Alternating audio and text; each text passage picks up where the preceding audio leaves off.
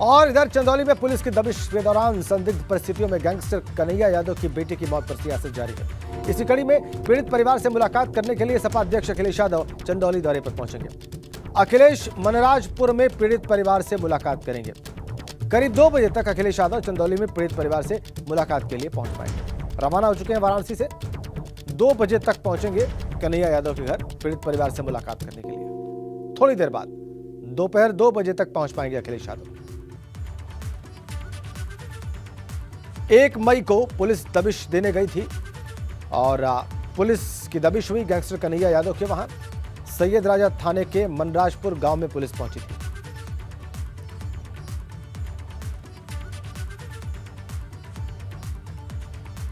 सरकार की जांच से न्याय नहीं मिलेगा।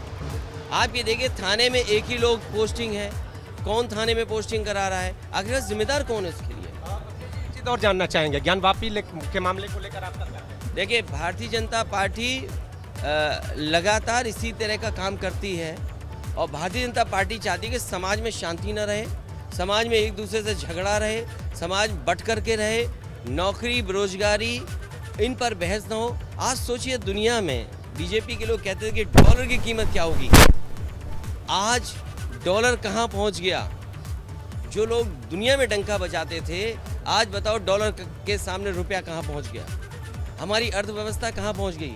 कुछ लोग सब कुछ संसाधन खरीदे ले रहे हैं, न नौकरी है न रोजगार है। इस सवाल का जवाब क्या है बीजेपी के पास? और जिस परिवार के घर अखिलेश यादव पहुंचने वाले हैं उनसे खास बातचीत की हमारे सहयोगी मोहम्मद मोइन। समाजवादी पार्टी के मुखिया अखिलेश यादव आज चंदौली में उस पीड़ित परिवार से मिलने पहुंच रहे हैं जहां आरोप है कि पुलिस की पिटाई से एक युवती की मौत हो गई। उसकी छोटी बहन जो है वो आप देख सकते हैं कि गंभीर रूप से बीमार है, घर पर ही उसका इलाज चल रहा है। जो परिवार के लोग हैं गमगीन माहौल में बैठे हुए हैं और उन्हें इंतज़ार उस पल का है कि जब अखिलेश यादव यहाँ पहुँचेंगे, उनसे बातचीत करेंगे। सरकार की तरफ से इन्हें बहुत कुछ इंसाफ की उम्मीद नहीं है, लेकिन अखिलेश यादव से इन्हें क्या उम्मीद है ये हम बात करते हैं। जो मृत युवती थी उसके पिता कन्हैया यादव जी हैं, माता जी हैं, परिवार के अन्य लोग हैं, हम बात कर लेते हैं। कन्हैया जी, अखिलेश जी आ रहे हैं, क्या कुछ कहेंगे आप? जी, हमको तो उम्मीद है कि हमको न्याय मिलेगा, उन्हीं का भरोसा आया और तो कोई पार्टियां आई नहीं और ना ही बीजेपी के कोई लोग आए और वो आ रहे हैं तो थोड़ा आशा जगी है। देखिए क्या होता है आगे। ये बताइए कि सत्ता पक्ष से आपको मिलने कोई आया, आप लोगों से कोई हमदर्दी जताई या आपको इंसाफ की उम्मीद है?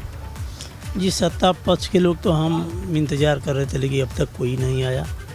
और हमारे माननीय विधायक जी एक गंदा शब्द का प्रयोग किए हमारे बेटी के ऊपर।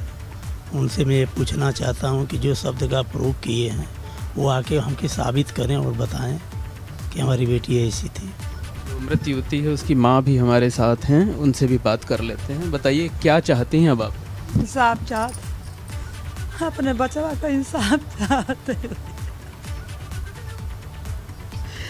हमारे रानी के इंसाफ दिलाया जाता तो ही लोगों का सहारा बा। इससे ज़्यादा हम कुछ बोल ना सकते। लगता है कि अखिलेश यादव आपके इंसाफ की लड़ाई में आपका साथ देंगे? हाँ, पूरा विश्वास है, उन्हीं का बस आशा, उन्हीं का आसरा बस।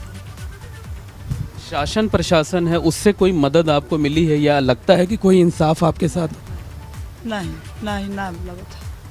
ना लगा था कि उन्होंने से हमके मिली नहीं।